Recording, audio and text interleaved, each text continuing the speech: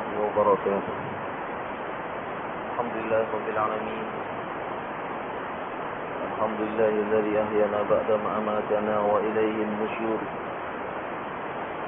اللهم بك أصبحنا وبك أمسينا وبك نحيا وبك نموت وإليك النشور.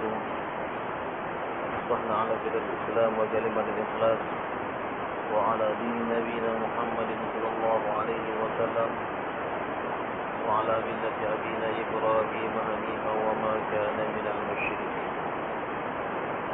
قل اللهم مالك الملك تؤتي الملك من تشاء وتنزع الملك ممن تشاء وتعز من تشاء وتذل من تشاء بيدك الخير إنك على كل شيء قدير. تولج الليل في النهار وتولج النهار في الليل وتخرج الحي من الميت وتخرج الميت من الحي وترزق من تشاء بغير حساب. صلوات الله وسلامه على هذا النبي الكريم نبينا محمد وعلى آله وصحبه أجمعين أما بعد.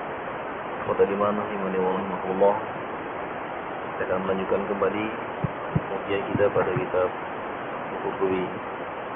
Kita awali lebih dahulu dengan tilawah separuh halaman aja. Silakan.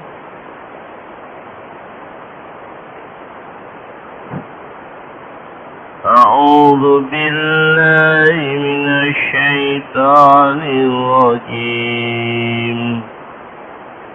أحل لكم ليلة الصيام الرفث إلى نسائكم هن لباس لكم وأنتم لباس لهن علم الله أنكم كنتم تختانون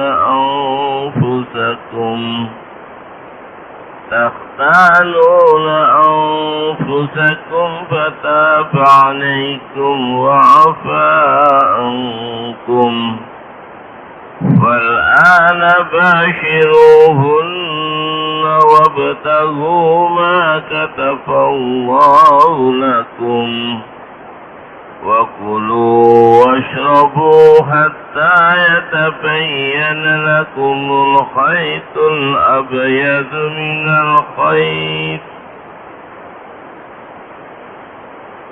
من الخيط الأسود من الفجر ثم أتموا الصيام إلى الليل ولا تباشروهن وأنتم عاكفون في المساجد تلك حدود الله فلا تقربوها كذلك يبين الله آياته للناس لعلهم يتقون.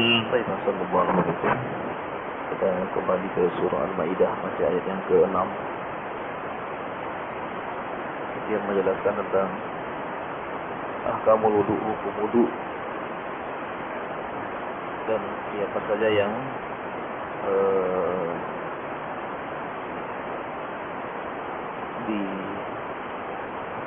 diperbolehkan untuk melaksanakan atau melakukan wudu dan siapa yang tidak boleh melakukan wudu. Demikian juga wudu dengan menggunakan air atau dengan yang lain. Demikian juga dijelaskan tentang rukun wudu pada ayat ini.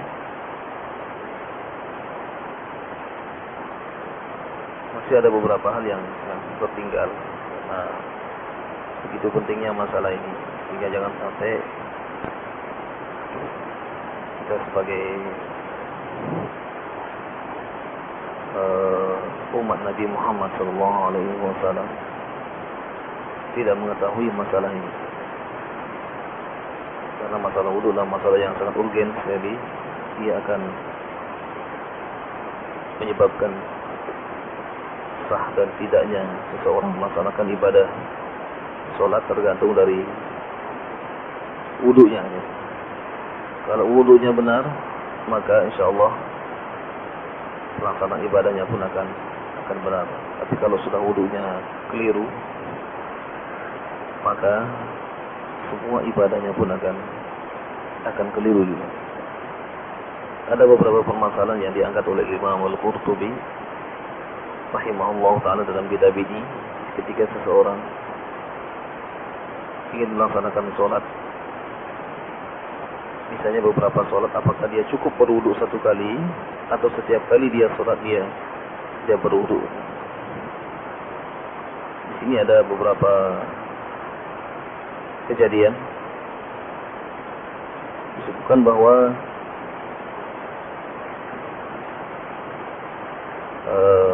anna Rasulullah sallallahu alaihi wasallam, hadisnya dari Buraidah ibn Husayb, anna Rasulullah sallallahu alaihi wasallam kana yatawaddau li kulli salatin, bahwasanya Rasulullah sallallahu alaihi wasallam berwudu setiap kali melaksanakan salat. Falamma kana yaumul fathi shalla shalawat bi wudu'in wahid. Tapi setelah terjadi Fathu Makkah ini terjadi pada tahun keberapa?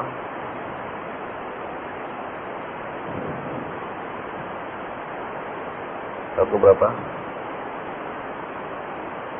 Zaman Hijrah, pada tahun ke-8 Hijriah. Sudah mau masuk ke 9.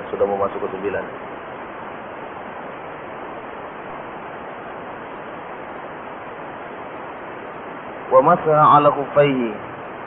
Jadi Rasulullah sallallahu alaihi wasallam pada saat setelah Fathu Makkah, beliau berwudu satu kali untuk melaksanakan sholat beberapa kali.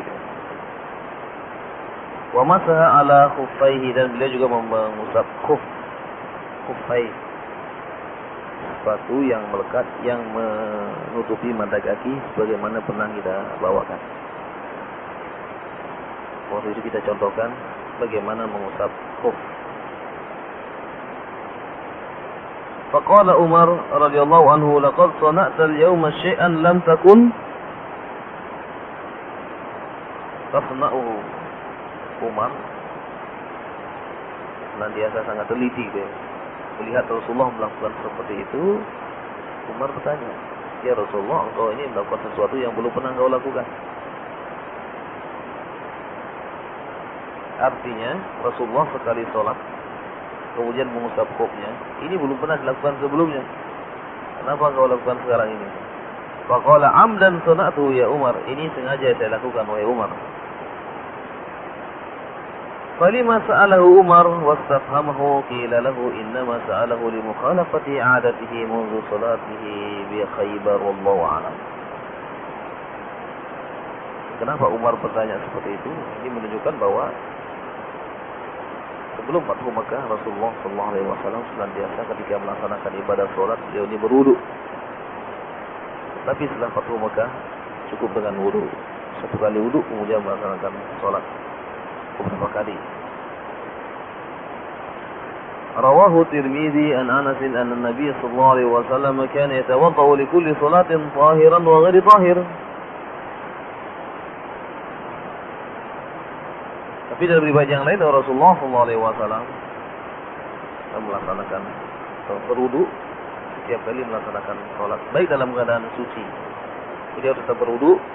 Qala Humaid qultu li Anas, Humaid berkata kepada Anas, wa kaifa kuntum tasnauna antum, bagaimana kau dan para sahabat melakukan? Qala kunna natawaddau wudu'an wahidan, haditsun hasanun sahih. Ketika ditanya bahwa Anas mengatakan kami dan para sahabat yang melakukan wudu satu kali untuk melaksanakan sholat beberapa kali. Kenapa Rasulullah SAW melakukan wudu setiap kali sholat? Jawabannya di sini. Ada jawabannya.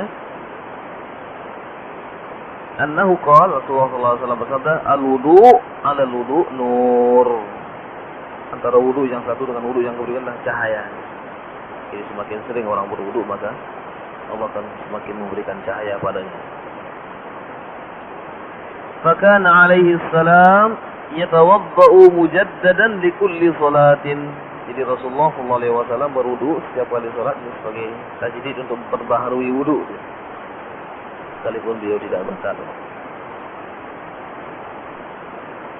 وقد سلم عليه رجل وهو يبول فلم يرد عليه حتى تيمم ثم رد السلام. Ketika Rasulullah SAW sedang buang air kecil, ada seorang yang mengucapkan salam kepadanya. Beliau tidak menjawab sampai selesai. Kemudian beliau tayamum, dan setelah itu baru beliau menjawab. Wa qala inni karihtu an azkurallaha illa ala tuhurin. Saya tidak suka kalau saya menyebut Allah saya dalam keadaan najis, dalam keadaan berhadas. Intinya bahwa Rasulullah SAW tidak pernah batal di dalam wudunya. Jadi beliau tidak akan menyebut Allah kecuali dalam keadaan suci. Menyebut Allah sendiri baik itu membaca Quran maupun yang zikir-zikir yang maksur yang diajarkan oleh Rasulullah SAW. Rawahu Daruqutni. وقال السدي وزيد بن أسلم معنى الآية إذا قمتم إلى الصلاة في المضاجع يعني من النوم، والقصد بهذا التأويل أن يعم الأحاديث بذكر ولا سيما النوم الذي هو مختلف فيه هو حديث في نفسه أم لا، حدث في نفسه أم لا. Ini menurut Imam Suddi dan Zaid bin Aslam bahwa ayat yang kita bahas ini adalah berkenaan dengan orang yang bangun dari tidur kemudian dia ingin melaksanakan ibadah sholat. Di dalam riwayat yang lain dikatakan bahwa hendaklah dia mencuci tangannya dulu 3 kali sebelum dia memasukkan tangannya ke bejana. Sebelum dia memulai berwudu, maka dia mencuci tangannya 3 kali. Kemudian setelah itu dia berkumur-kumur 3 kali. Demikian juga istinsyak, memasukkan air ke dalam hidung kemudian mengeluarkannya, kemudian membasuh muka dan kedua tangannya, kemudian mengusap kepala, kemudian membasuh kedua kaki dan sampai mata kaki sampai membasuh kedua kaki sampai mata kaki, kemudian tertib. Nah, di mana niatnya dia? Kan dalam rukun wudu itu yang pertama kan niat. An-niyatu mahalluhul qalb, niat itu dalam hati. Kalau diucapkan bukan niat lagi, namanya lafal niat. Maka Rasulullah SAW senantiasa menganjurkan innamal a'malu binniyat, bahwasanya amalan itu tergantung daripada niatnya. Maka pada saat kita akan berwudu, kita sudah berniat di dalam hati kita. Tidak perlu diucapkan nawaitul wudu'a li raf'il hadatsil asghari fadlillahi ta'ala. Cukup di dalam hati saja. Jadi niatnya kira-kira seperti itulah. Saya berniat berwudu untuk melaksanakan ibadah salat karena Allah Subhanahu wa taala. Kemudian ada lagi beberapa permasalahan pada ayat ini. Dikatakan bahwa wa in kuntum marda aw ala safarin, jika kalian dalam keadaan sakit atau dalam keadaan safar. Jadi sakit di sini adalah bisa sakitnya adalah dilarang dia terkena air. Ada juga yang boleh menggunakan air untuk berwudu. Ketika dokter mengatakan tidak boleh menggunakan air, maka hendaklah dia melakukan tayamum. Sebagaimana disebutkan di sini, "Aw jaa'a ahadun minkum min al-ghadi aw lamasum nisa falam tajidu ma'an fatayammamu sa'idan thayyiban." Maka hendaklah dia bertayamum dengan debu yang suci. "Famsahu bi wujuhikum wa aydikum minhu." Nah, orang boleh tayamum. Yang pertama memang tidak ada air, falam tajidu ma'an. Kemudian yang kedua, ada air tetapi tidak cukup. Artinya ketika dia pergunakan untuk berwudu maka dia akan kehausan. Atau airnya sedikit, sedangkan yang wudu banyak sekali. Maka di sini dia bisa tayamum. Atau yang ketiga, dia boleh tayamum sekalipun ada air, dengan catatan bahwa dokter mengatakan bahwa dia tidak boleh terkena air. Sakit, panas yang dalam derajat tertentu dia tidak boleh terkena air, maka dia boleh dianjurkan untuk bertayamum. Tayamum itu cukup mengusap wajah dan kedua tangan sampai pergelangan tangan saja. Kedua tangan sampai pergelangan tangan.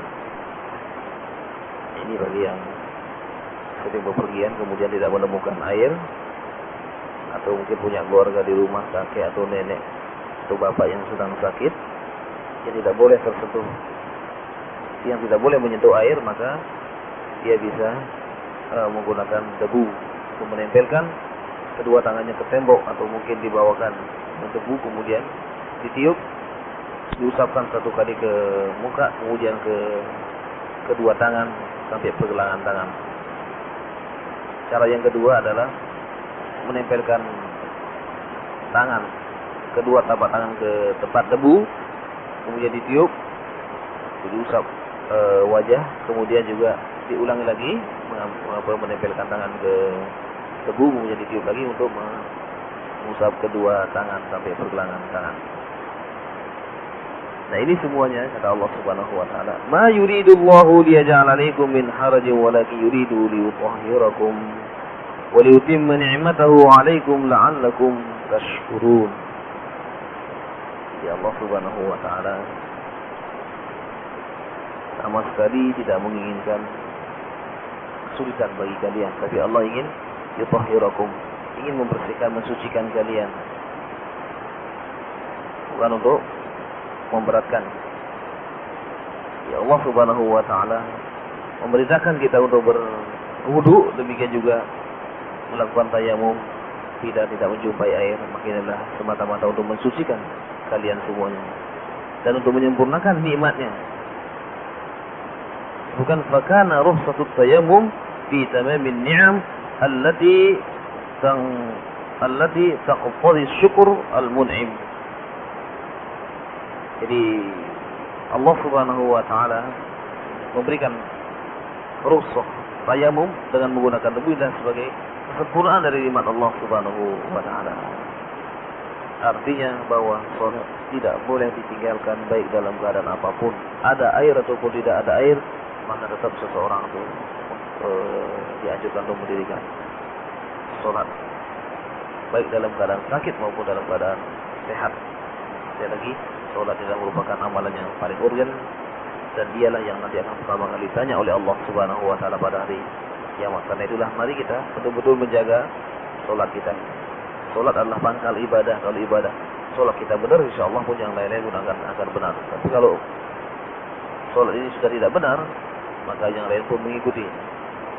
Tapi mungkin ini sebagai tambahan pada pembahasan yang sebelumnya. Silakan kalau para jamaah ingin bertanya atau mungkin ada yang menambahi, tak apa-apa, silakan. Iya, jadi selama dia tidak mendapatkan air, kedudukan tayamum sama dengan wudu. Dia cukup bertayamum satu kali saja. Misalnya dia mau melaksanakan sholat jamak, atau pada satu dia melaksanakan sholat fardu kalau dalam keadaan mukim tidak bepergian. Kemudian setelah itu dia kepingin melaksanakan sholat-sholat yang lain, apakah perlu tayamum lagi? Tidak, selama dia tidak batal. Selama tidak batal. Yang membatalkan tayamum adalah apa? Yang pertama,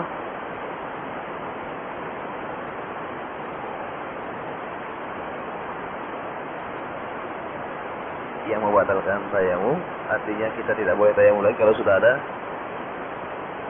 ada air. Habis sholat, ada air. Untuk sholat berikutnya, kita berwudu. Kemudian yang lain-lain, sebagaimana batalnya wudu juga membatalkan tayamum, sebagaimana disebutkan tadi. Baik, yang lain.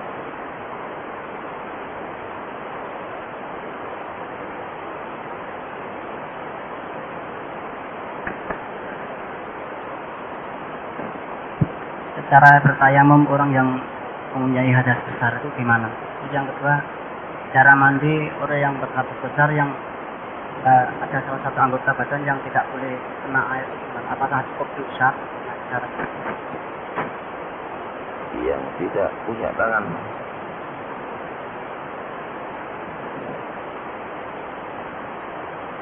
Bagaimana caranya? Ya. Iya, orang yang berhadas besar bagaimana caranya dia bertayamum? Apakah dia guling-guling dia? Biar kena debu semuanya, sebagaimana yang terjadi pada zaman Rasulullah dulu, ada seorang Ammar dan Umar. Dan ketika itu dalam keadaan berjunub, kemudian Umar mencari tempat yang sepi, kemudian dia ini bertayamum, tapi Ammar cari tempat yang sepi jauh kali, nyari air nggak ketemu, kemudian dia guling-guling di tanah. Dia berguling-guling di tanah. Kemudian kejadian ini diceritakan kepada Rasulullah SAW. Rasulullah hanya ketawa saja pada saat itu. Kemudian beliau mengatakan, cukup bagi engkau wahai Ammar, kalau kau tidak menambahkan air, cukup dengan tayamum, sama. Orang yang junub juga sama, tayamumnya mengusap muka dan kedua tangan sampai pergelangan tangan. Jadi tidak seperti orang berwudu, karena ada kejadian jamaah haji yang melaksanakan ibadah haji di Mina.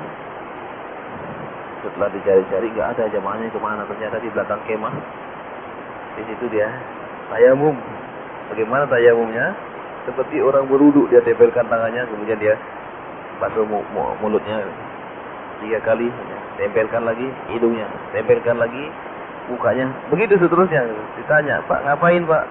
Tayamum. Masya Allah, ternyata nggak mengerti tentang tayamum ini perlu sekali. Jadi ketika orang ini kan sebentar lagi orang mau berangkat melaksanakan ibadah haji gitu. Jadi fikih seperti ini harus diketahui gitu. Jadi jangan sampai jamaah yang ingin melaksanakan ibadah haji ya fikih-fikih seperti ini nggak tahu. Orang melaksanakan ibadah haji karena fikih yang lain, amalia yang lain sempurna dia lakukan. Sholatnya benar, puasanya benar, zakatnya juga benar. Nah baru hajinya. Haji paling terakhir ya. Jadi sholat jangan sampai tidak. Ketika sholat masih ada masalah, kemudian melaksanakan ibadah haji sampai di sana ada masalah lagi, ya gimana? Karena itu masih ada kesempatan beberapa bulan. Mulai saat sekarang inilah kita mempelajari fikih, mulai dari fikih sholat di dalam perjalanan, bagaimana sholatnya kalau tidak menemukan air, bagaimana caranya bertayamum, sehingga nanti betul-betul pada saat kita sudah di sana kita tidak bertanya-tanya lagi. Ketika berada di tanah suci tidak bertanya-tanya lagi dan tidak keliru amaliannya. Jadi sama tayamumnya orang yang junub dengan orang yang berhadas kecil. Yang kedua, ketika ada anggota tubuh yang misalnya sakit itu ya, kalau dia terkena air maka dia akan, memang ada larangan terkena air, maka di sini dalam hal ini adalah pernyataan seorang tabib, seorang dokter itu adalah menjadi rujukan juga di dalam Islam ini. Jadi sehingga ketika dia mandi maka bagian yang memang tidak terkena air maka dia tidak dibasuh, hanya diusap saja, hanya diusap saja. Demikian juga kaitannya dengan orang yang melaksanakan ibadah haji dan ibadah umroh. Kalau nggak punya rambut, gimana tahallulnya? Ya, pada saat tahallul gimana? Apakah? Nah, para ulama kita mengatakan bahwa cukup pisaunya dilewatkan saja sebagai isyarat, sebagai syarat saja. Jadi apa yang mau digunting? Dan jemaah kita kebiasaannya sebelum berangkat itu sudah rapi gitu. rambutnya dicukur rapi di rumah. Seharusnya nggak usah, biarkan. Orang haji itu adalah asya wa akbara. Dia berjalan dalam keadaan rambutnya kusut, dalam keadaan berdebu dia. Nanti di sana baru saat tahallul mau digulul, mau dipendekkan silakan. Dari rumah nggak usah rapi-rapi. Artinya tidak usah dicukur dulu, nanti cukurnya di sana gitu. Ya cukup dirapikan saja, gitu. Biarkan rambutnya. Nanti di sanalah dicukur di tanah suci sana. Jangan dari rumah rapi, kemudian pulangnya juga seperti itu ya. Kapan, bagaimana tahallulnya? Tahallulnya digunting sedikit-sedikit. Wah ini menyalahi sunnah. Jadi kalau tahallul itu adalah semua dicukur. Bisa digundul habis, bisa karena ini fikih-fikih seperti ini harus betul-betul dipahami. Sehingga ya betul-betul ada perubahan ketika berangkat, kemudian ketika pulangnya gimana. Tapi jadi kalau ada bagian-bagian tubuh yang memang tidak bisa terkena air, maka dia cukup diusap saja. Jadi yang lain tetap terkena air. Sama dengan ketika berwudu, ada satu tangan yang memang sedang luka dia, sedang diperban di situ. Nah, maka dia tidak dibasuh, hanya diusap saja.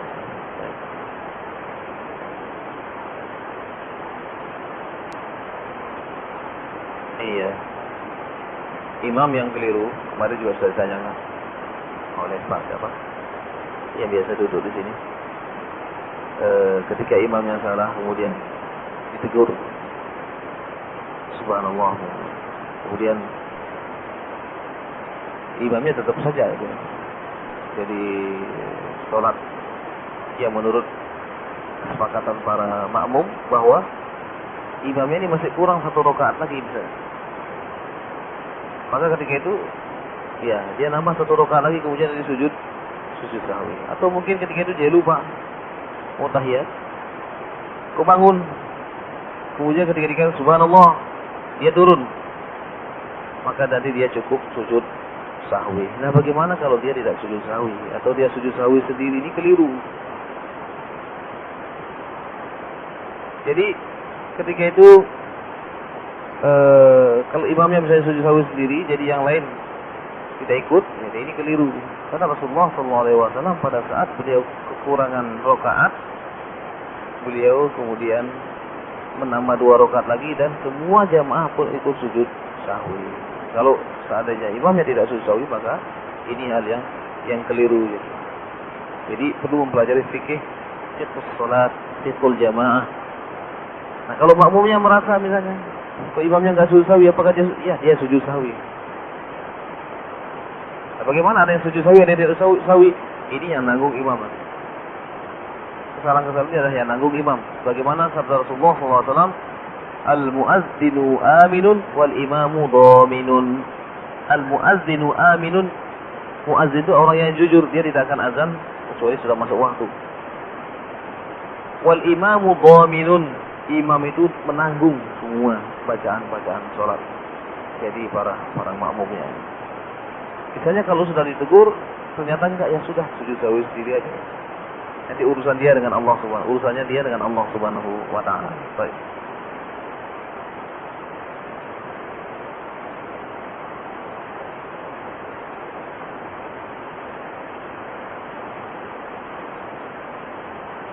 Iya, yang sahih Rasulullah SAW melaksanakan sholat 2 rakaat salah.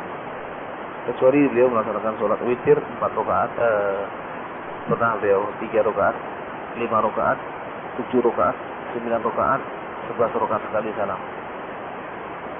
Iya, pada saat sholat witir.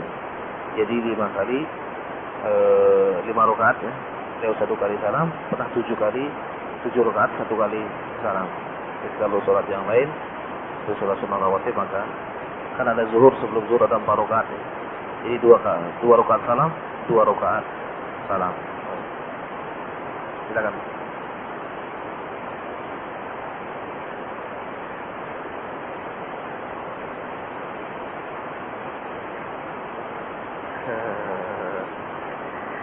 Kalau ya, jadi tahallul ini dikiaskan kepada orang yang wudu.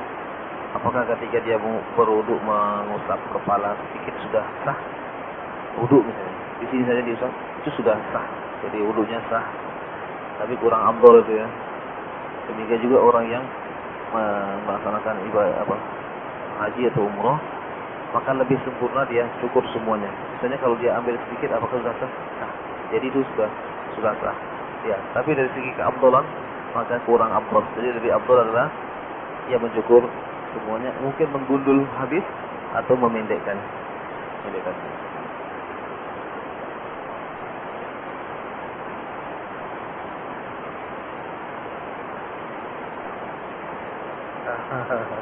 Jadi yang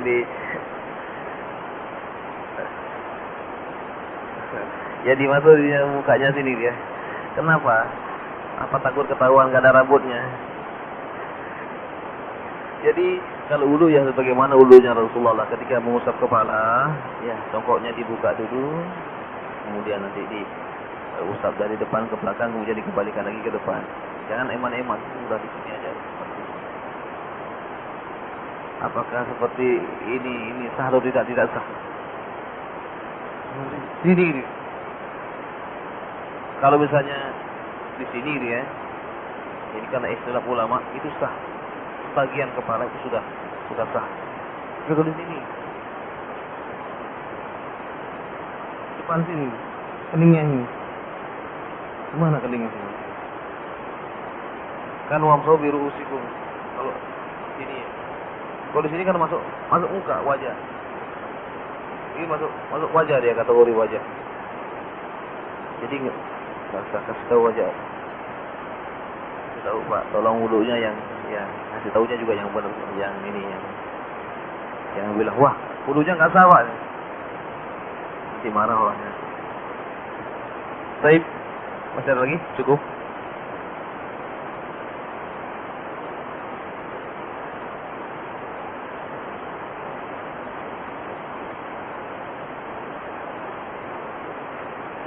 Boleh. Jadi ada orang yang seorang imam batal. Ya, imamnya batal maka dia keluar. Nah, bagaimana kalau batalnya pas sujud? Apakah imamnya pergi begitu saja? Jangan. Sekalipun batalnya pada saat sujud, tetap Allahu Akbar, kemudian dia langsung keluar. Jangan sampai sujud batal kemudian dia pergi. Makmumnya bingung, ini imamnya kok nggak selesai sujudnya sih. Ternyata imamnya nggak ada gitu. Jadi maka tetap Allahu Akbar duduk, kemudian dia keluar atau dia memberi isyarat yang di belakangnya kemudian maju ke depan dalam posisi duduk juga. Bagaimana kok jalannya? Apakah dia jalan sampai duduk? Ya sudah. Nah, jadi bagaimana enaknya ketika dia jalan? Dia bangun kemudian dia duduk sebagaimana posisi tahiyat awal misalnya.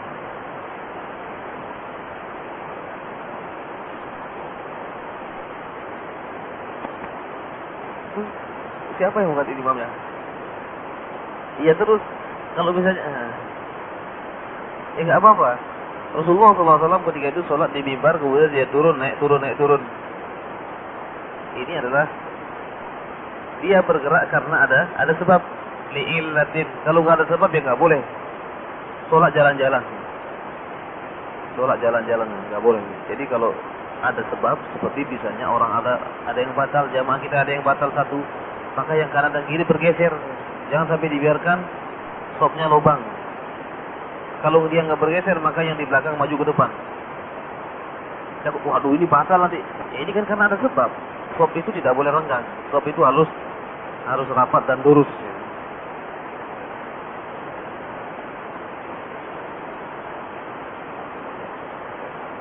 Iya, merapat.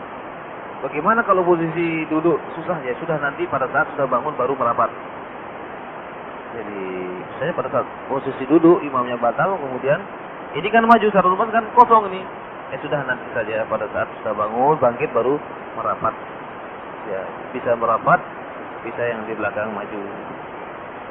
Jangan sampai ada sop yang kosong. Baik. Saya mungkin ini yang dapat sampaikan kepada yang berbahagia ini. Jadi sekali lagi kita harus mesti mempelajari fikih taharah, fikih tentang bersuci dan fikih tentang sholat ini lebih dari yang lain-lain, karena inilah pokok. Kalau orang tidak sah tersucinya, maka tidak sah juga sholat dan ibadah-ibadahnya yang lain. Kalau sudah sholatnya tidak sah, maka secara otomatis nanti di hadapan Allah Subhanahu wa taala nanti amalan yang lain pun akan sulit itu. Karena awwalu ma yuhasabu yaumal qiyamati as-salat. Jadi yang pertama kali dihisab pada hari kiamat adalah tentang salatnya. Aqulu qawli hadza wa astaghfirullah li wa lakum. Subhanakallahumma wa bihamdika asyhadu an la ilaha illa anta astaghfiruka wa atubu ilaik. Wassallallahu ala nabiyyina Muhammadin wa ala alihi wa sahbihi ajma'in. Assalamualaikum warahmatullahi wabarakatuh.